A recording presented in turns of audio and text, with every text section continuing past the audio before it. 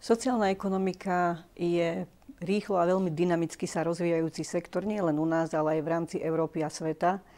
Prostredníctvom svojich subjektov, čo sú hlavne sociálne podniky, nielenže vytvára pracovné miesta pre znevýhodnených a tých najzraniteľnejších, ale hlavne buduje sociálny kapitál. Podporuje určite regionálny a komunitný rozvoj. Posilňuje sociálnu a hospodárskú súdržnosť, ale hlavne rozvíja solidaritu a hospodárstvo s demokratickými hodnotami, ktoré kladie ľudí na prvé miesto.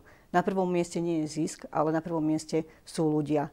Zároveň sociálna ekonomika, môžeme povedať, že prispieva k riešeniu spoločenských a globálnych problémov, ako je klimatická zmena, udržateľný rozvoj, chudoba, pred ktorými my ako krajina, ale aj ako svet stojíme. A čo sa týka pojmu sociálne podnikanie alebo sociálne podniky, je to podnikanie v podstate ako každé iné, keď to takto nadnesene povieme, ale je to podnikanie zároveň s nejakými pravidlami, s nejakými zákonnými povinnosťami a na druhej strane aj s nejakými kompenzáciami alebo nejakou pomocou pre tieto podniky.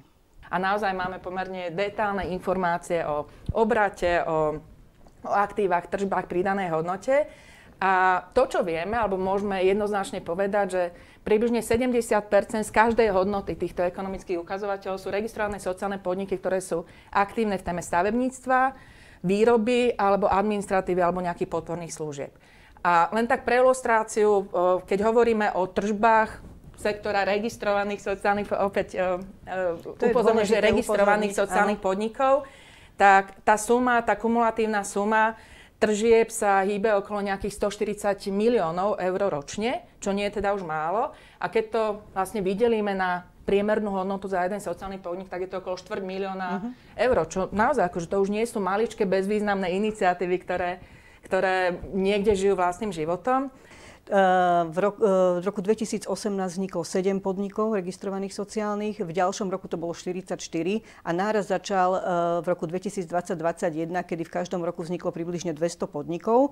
V ďalšom roku 100 podnikov a teraz máme v priemere 40 podnikov ročne.